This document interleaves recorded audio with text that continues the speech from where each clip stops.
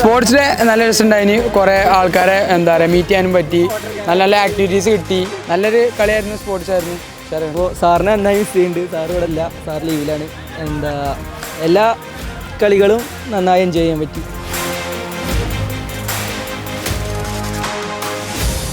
കാലിക്കറ്റിലെ first sports day നല്ല ആവേശത്തോടു കൂടിയുള്ള പ്രോഗ്രാമായിരുന്നു. ഫുട്ബോളിൻ്റെ ഫൈനൽ നടന്നുകൊണ്ടിരിക്കുകയാണ്. ഫൈനൽ നടന്നു കഴിഞ്ഞാൽ ഓവറോൾ ചാമ്പ്യൻ ആരാണെന്ന് അറിയാൻ പറ്റും. എല്ലാവരും എക്സൈറ്റഡ് ആയിട്ട് വെയിറ്റിംഗ് ആണ്.